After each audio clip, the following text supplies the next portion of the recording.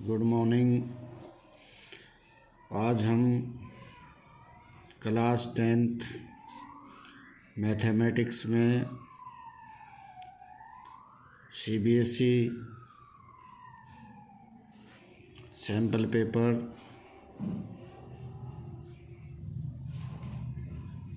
1 में question number 10 का part second सीखेंगे। ये question chapter 9 some applications on trigonometry पर आधारित है और बहुत ही इम्पोर्टेंट चैप्टर है। ये CBSE क्वेश्चन पेपर में ये ज़रूर से ज़रूर आता है। जब आपका फाइनल एग्ज़ाम होगा तो चैप्टर 9 से क्वेश्चंस ज़रूर पूछे जाएंगे, इसलिए इसमें बहुत ही ध्यान दे कर के आपने समझना है। अब इस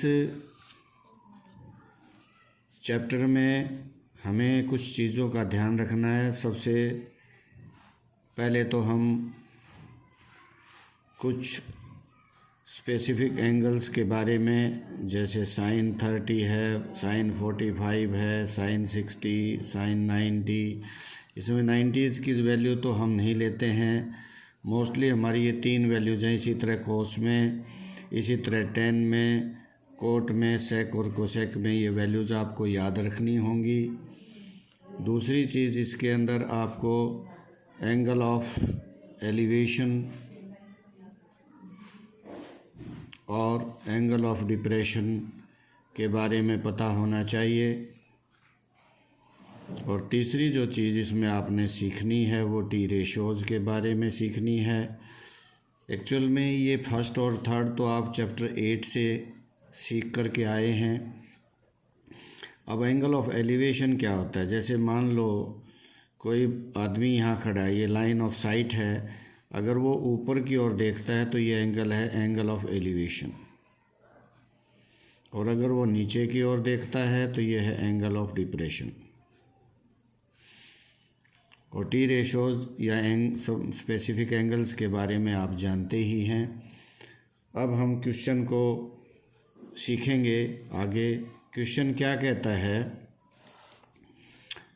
कि कोई 1.7 मीटर टॉल बॉय है जो हॉरिजॉन्टल ग्राउंड पर खड़ा है। उससे 50 मीटर दूर एक बिल्डिंग है। उस बिल्डिंग के टॉप का एंगल ऑफ एलिवेशन उस लड़के की आंख से जब मेज़र किया गया तो 60 डिग्री पाया। उस बिल्डिंग की हाइट बताइए और √3 की वैल्यू 1.73 आपने लेनी है। तो सपोज कीजिए ये आपकी बिल्डिंग है AB। यहाँ पर वो लड़का खड़ा है। CD मान लो हाइट ऑफ बॉय है जो 1.7 मीटर दे रखी है, और ये लड़का इस बिल्डिंग से 50 मीटर दूरी पे खड़ा है। ये आपकी बिल्डिंग है। आप इसे मिला लें, यहाँ से एक ट्राइंगल बना लें, और यहाँ पर जो एंगल है वो इसने कहा कि जब मेज़र किया गया था एंगल ऑफ एलिवेशन 60 डिग्री मिला। मैंने अभी अभी आपको बताया था कि एंगल ऑफ एलिवेशन या एंगल ऑफ डिप्रेशन क्या होते हैं। तो कहता हाइट ऑफ बिल्डिंग बताइए। तो सबसे पहले हम देखो, ये 50 है तो ये भी 50 है। आपका ये ध्यान रखिए, क्योंकि ये रेक्टेंगल बनती है, राइट एंगल ट्राइंगल का इसमें हम प्रयोग करते हैं। तो सबसे पहले हम मान लेंगे let AB be the height of building and CD be the height of boy। अब देखिए एक ट्राइंगल ले लेंगे, ये इन राइट ट्राइंगल AED। अब AE निकालना है, ऊपर रखिए, DE नीचे रखिए। अब AE क्या है आपका? जो साइड एक्यूट एंगल के सामने होती है वो परपेंडिकुलर होता है, दूसरा बेस होता है। और 90 के सामने हाइपोटेन्यूज, तो ये परपेंडिकुलर अपॉन बेस तो ये हमारा क्या हो गया 1060 डिग्री। तो AE का हमें पता नहीं, DE हमारा 50 है और 1060 हमारे की वैल्यू होती है √3 जो आपको मालूम ही है। अब इसको हम क्रॉस मल्टीप्लाई कर लेंगे तो हमें क्या वैल्यू मिलेगी इसके अंदर, AE इज़ इक्वल टू 50√3। तो AE इतना हो गया 50√3 metre.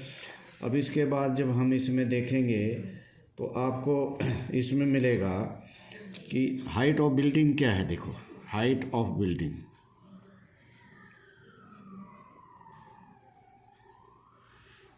Is equal to AE upon BE। इन दोनों को जोड़ दें, AE को और BE को, क्योंकि हाइट ऑफ बिल्डिंग को हमने क्या माना था, यहाँ देखो A भी माना था। तो अब जब AE में ये जोड़ा तो AE आपका क्या है 50√3 और BE आपका क्या है 1.7 मीटर। देखो ये दे रखा है, जितना ये है उतना ही ये है, ये 1.7 तो ये भी 1.7 मीटर है। अब दोनों को अगर हम जोड़ देंगे तो हमें क्या मिलेगा, हाइट ऑफ बिल्डिंग मिलेगी जो हमारी कितनी हो जाएगी 82.2 मीटर। अब ये मैंने कैसे लिखा कि यहाँ पर आप क्या करोगे कि √3 की वैल्यू 50 से मल्टीप्लाई कर लोगे। √3 की वैल्यू जो दे रखी है इसने 1.73, उसको मल्टीप्लाई करके इसको ऐड कर दो तो ये आपका आंसर आ जाएगा। उम्मीद है ये क्वेश्चन आपको समझ आ गया होगा। आप प्रैक्टिस कीजिए, जितनी ज़्यादा प्रैक्टिस करेंगे उतने ही ज़्यादा मार्क्स आपको मिलेंगे। Thank you, have a nice day.